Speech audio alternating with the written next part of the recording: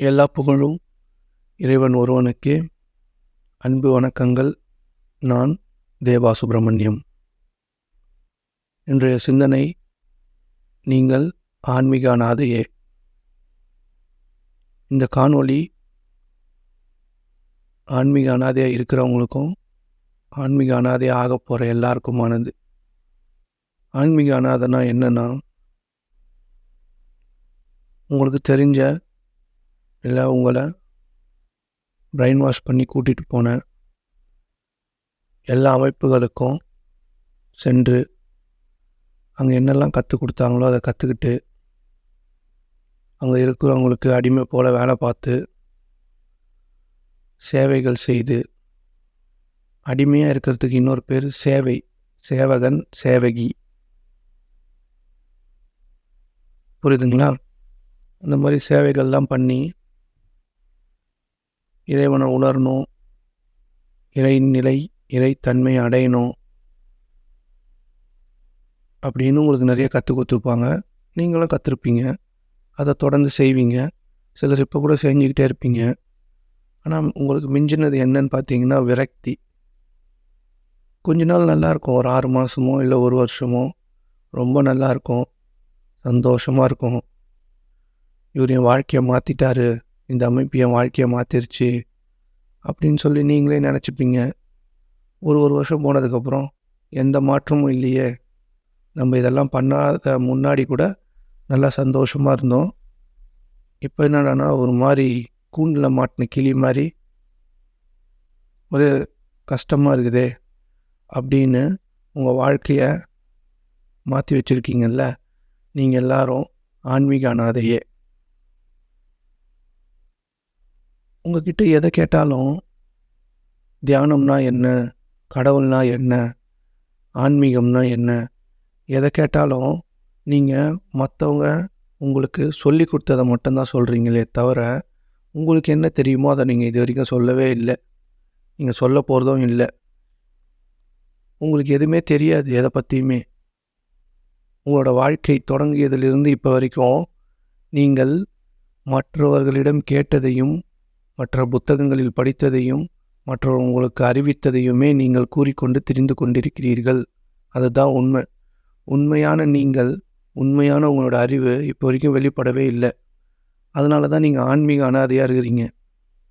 யாரை கேட்டாலும் மனசுனா என்ன, ஆனால் 10 வருஷம் ஏதோ ஒரு அமைப்பில் இருந்திருப்பீங்க. மனசுனா என்னன்னு கேட்டால் தெரியாது. எண்ணங்களின் தொகுப்பு. மனசுனா எண்ணங்களின் தொகுப்பு. யாரோ சொன்னது நீங்களும் சொல்லுவீங்க. இல்லை உங்கள் அமைப்பில் சொல்லி கொடுத்துருப்பாங்க, இல்லைன்னா மதம் சார்ந்த அமைப்பில் ஏதோ ஒன்று சொல்லி கொடுத்துருப்பாங்க. வேதம்னா என்னது, வேதம்னா என்னதுன்னு உங்களுக்கே தெரியாது. ஆனால் எந்நேரமும் வேதத்தை சுமந்த மாதிரி சென்று கொண்டிருப்பீர்கள். எதுவுமே உங்களுக்கு தெரியாது. எல்லாமே மற்றவர்களிடம் இருந்து கற்றுக்கொண்டது, மற்றவர்கள் உங்களுக்கு சொல்லி கொடுத்தது, மற்றவர்கள் உங்களுக்கு அறிவுறுத்தப்பட்டது மற்றவர்களால்.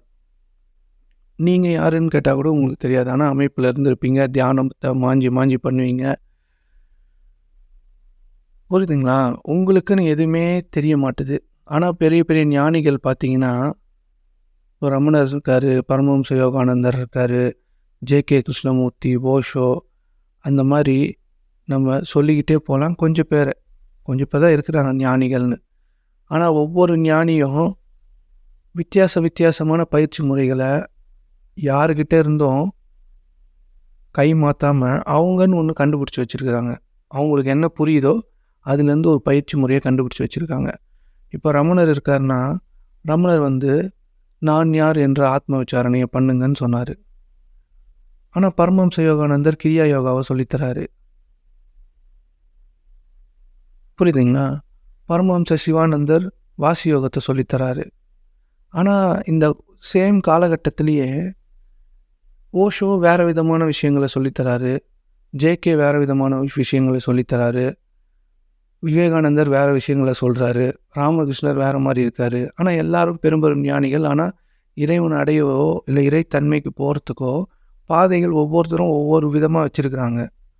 மக்களும் ஒவ்வொருத்தருக்கு யார் பிடிச்சிருக்கோ அவங்கக்கிட்ட போய் ஒரு கூட்டம் சேர்ந்துருதே தவிர யாரும் தனியாக இருக்கவே விரும்புறதில்லை. தனிச்சு இருக்கவே உங்களோட சொந்த அறிவை இது வரைக்கும் யாருமே பயன்படுத்தலைன்றது மட்டும்தான் உண்மை. உங்களோட சொந்த அறிவுன்றது என்னன்னு பார்த்தீங்கன்னா, மற்றவங்களோட அறிவை உங்கள் சொந்த அறிவுன்னு நம்பி வாழ்ந்துக்கிட்டே இருக்கீங்க. எந்த ஞானியும் இப்போ சொன்ன பல ஞானிகள் எல்லாம் ஒரே காலகட்டத்தில் வாழ்ந்த ஞானிகள் தான். பரமஹம்ச யோகானந்தர் ரமணரை பார்த்துட்டு போயிருக்காங்க. ஆனால் ஏன் ரமணரை பெரும் ஞானிகள் என்று ஒத்துக்கொண்ட பல ஞானிகள் இருக்காங்க. ஆனால் அவங்களாம் ஏன் ரமணர் சொன்னதை செய்யலை, ஏன் ஆத்ம விசாரணை பண்ணல? ஆனால் அவங்கவுங்களுக்கான மெத்தட்ஸ், அவங்க என்ன சொந்த அறிவில் கண்டுபிடிச்சாங்களோ அதை மட்டும் ஏன் செய்கிறாங்க? பரமஹம்ச யோகானந்தர் நான் யார் என்ற ஆத்ம விசாரணையை செய்ய வேண்டியதானே? அவர் ஏன் கிரியா யோகாவை மக்களுக்கு பரப்புகிறாரு? ஏன் அந்த ரமணரை ஒத்துக்கல அவர்? ஏன்னா அவரோட சொந்த அறிவிலேருந்து அவர் இயங்குறாரு. அதே போல் ரமணர் ஏன் கிரியா யோகா செய்யலை? ரமணர் ஏன் வாசி யோகம் பண்ணல? இல்லை ரமணர் ஏன் ஓஷோ போய் பார்க்க போகல? இல்லை ஓஷோ ஏன் ரமணரை பார்க்கல? ஏன்னா எல்லாருக்குமே அவங்க சொந்த அறிவு வெளிப்பட்டுச்சு. ஆனால் நம்மளுக்கு மட்டும்தான் சொந்த அறிவு இப்போ வரைக்கும் வெளிப்படவே இல்லை. அது ஏன்னா என்னோடய ஃப்ரெண்ட்ஸ் இருக்காங்கல்ல, குருஜின்னு சொல்லி இந்த யூடியூப்பில் கண்டதை பேசுகிறாங்கல்ல, அவங்க எல்லாரும் உங்களுக்கு ஒரு பவுண்ட்ரி, ஒரு கட்டம் போட்டு தராங்க. இந்த கட்டத்துக்குள்ளே இரு, கறி சாப்பிடாத, காலைல ஏந்துக்கோ, பிரம்ம முகூர்த்தத்தில் ஏந்துக்கோ, தியானம் பண்ண, இதை பண்ண, அதை பண்ண, இதை செய், அதை செய், இதை செய்யாத, அதை செய்யாத அப்படின்னு உங்களோட மொத்த சுதந்திரமும் பறிக்கப்பட்ட நிலையில் நீங்கள் எதையோ ஒன்று செய்கிறீங்க. அது உங்களுக்கு கஷ்டமாகவே இருக்குது, சந்தோஷமாகவே இல்லை. உங்களுக்கு புரியுதுங்களா? நீங்கள் செயற்கையாக மாற்றப்படுகிறீர்கள். உங்களுக்கு புரியுதுங்களா? நீங்கள் எல்லாருமே இறைத்தன்மையையும் இந்த ஆன்மீகத்தில் முன்னேறாததுக்கான காரணம் என்ன தெரியுமா? இந்த அமைப்புகளும் இந்த தியான அமைப்புகளும் உங்கள் வாழ்க்கையை நல்லா ஆக்குறேன்னு சொல்லி ஒரு 10 பேர் உட்காந்து கூவின்னு இருக்காங்கல்ல, கூன்னு. அந்த கூவல் தான் இதுக்கு எல்லாத்துக்கும் காரணம். ஏன்னா உங்களுக்கு அவங்க ஒரு ஸ்ட்ரக்சரை கொடுக்குறாங்க. நீங்களோ ஸ்ட்ரக்சரெல்லாம் உடை தெரிந்து விட்டு எவ்வளோ தொலைவு வேணாலும் உங்களால் பறக்க முடியும். உங்களோட ஓன் ரூல்ஸ் உங்ககிட்ட மட்டும்தான் இருக்குது. ரூல்ஸ் அண்ட் ரெகுலேஷன் இங்கே கிடையாது.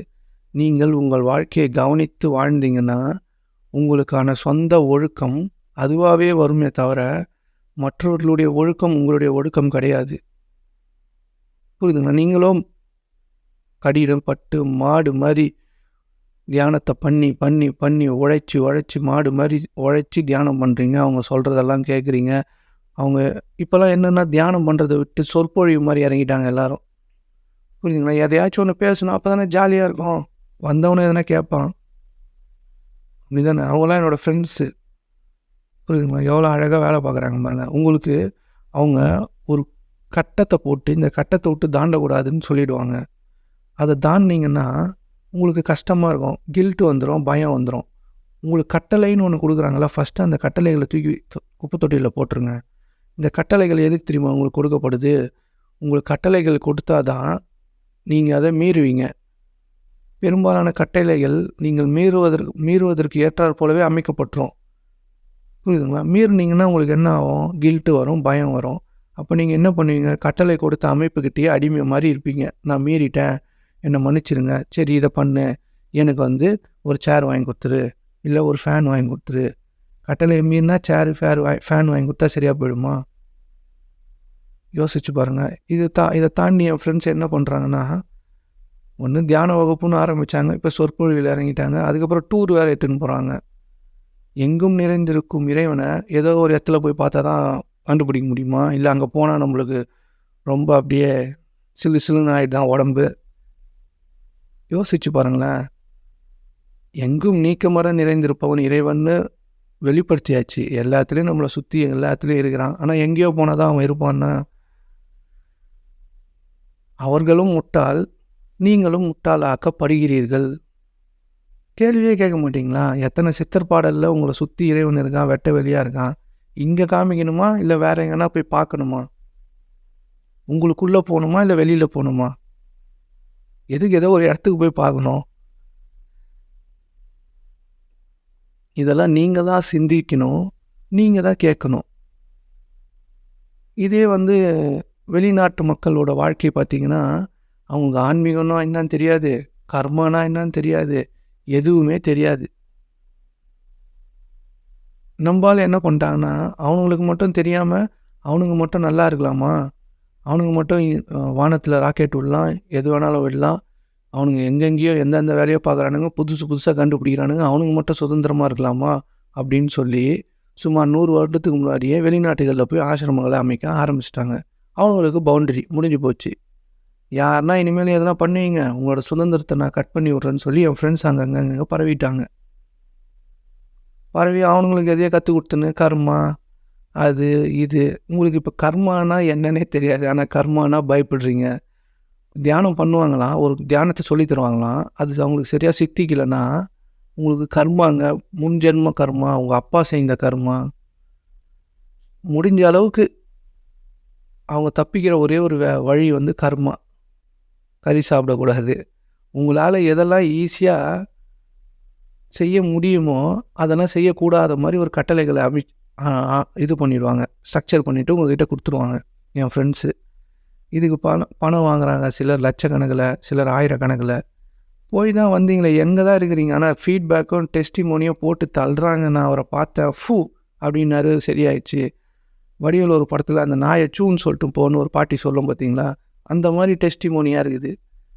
டெஸ்டிமோனி எதுக்கு போடணும், நம்ம யோசிச்சு பாருங்கள்.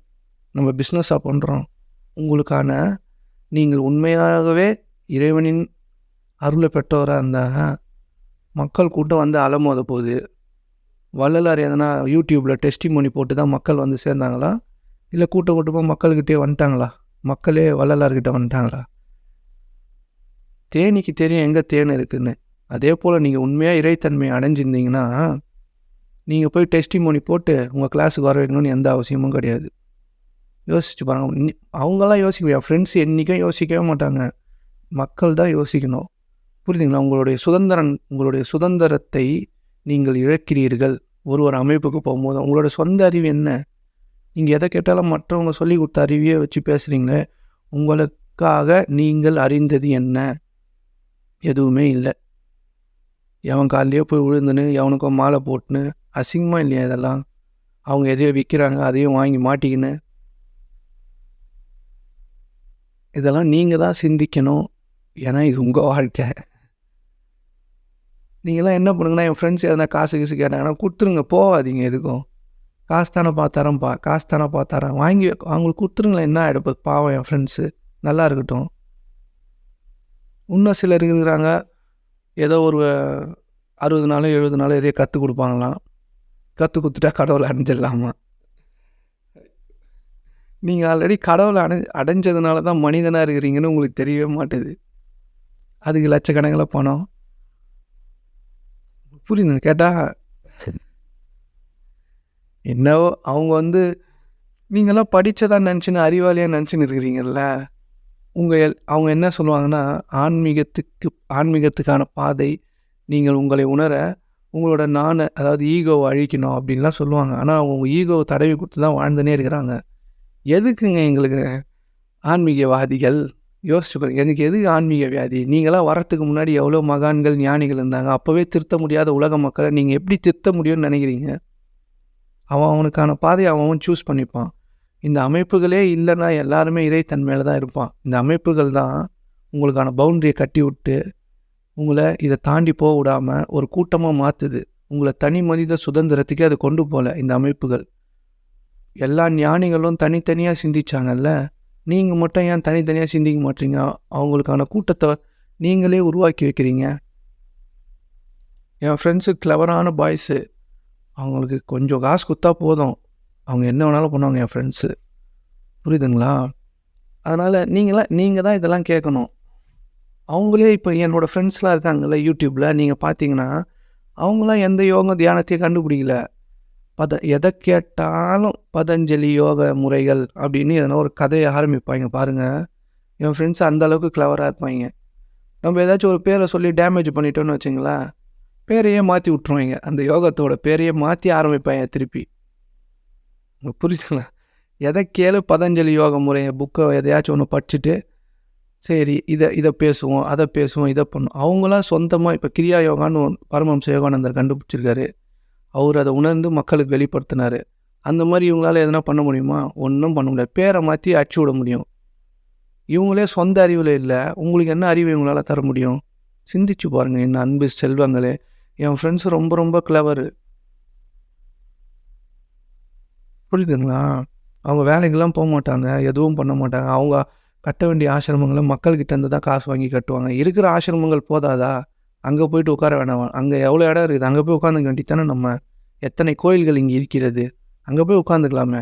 திருப்பி கட்டி கட்டி கட்டி என்ன பண்ண போகிறோம்? இதெல்லாம் பெருமையின் நிமித்தம் ஏற்படுகிறது. நம்ம பேரில் ஒரு ஆசிரமம் இருந்தால் நல்லா இருக்குமே. உன் பேரில் ஆசிரமம் இருந்தால் என்ன, இல்லாமல் போனால் என்ன? இது குனிய வேண்டியதெல்லாம் மக்கள் தானா? நீங்கள் இஎம்ஐ போட்டுங்க, நீங்கள் லோன் வாங்கி கட்டி இஎம்ஐ கட்டுங்க, வேலைக்கு போங்க, சாட்டர்டே சண்டேல வந்து மக்களுக்கு நல்லது பண்ணுங்கள். எவ்வளோ பண்ணலாம் இந்த மாதிரிலாம்.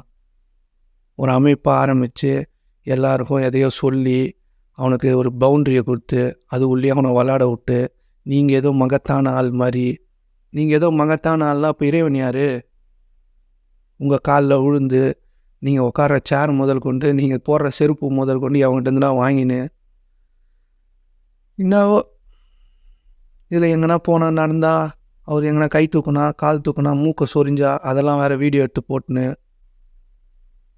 இதெல்லாம் நீங்கள் தான் சிந்திச்சிக்கணும். ஏன்னா இதெல்லாம் உங்களை கவர்றதுக்கு உங்கள் மனம் ஈஸியாக கவரப்படும். ஈஸியாக எடுத்துகிட்டு போய் நீங்கள் ஒரு பணத்தை கொடுத்துருவீங்க. அங்கே அவங்களுக்கு தேவை பர்மனண்ட்டான அடிமைகள்லாம் கிடையாது. அதனால தான் டெய்லி வீடியோ போடுறாங்க. உங்களுக்கு புரியுதுங்களா? எந்த ஞானி ரமணர் எதெல்லாம் வீடியோ போட்டு பார்த்துருக்கீங்களா? ஏன் மக்கள் கூட்டம் அங்கே போச்சுன்னா உண்மையாக இறைத்தன்மையில் இருந்தால் இறைவனே அவங்கள சுற்றி ஒரு கூட்டத்தை அமைத்து தருவான். புரியுதுங்களா?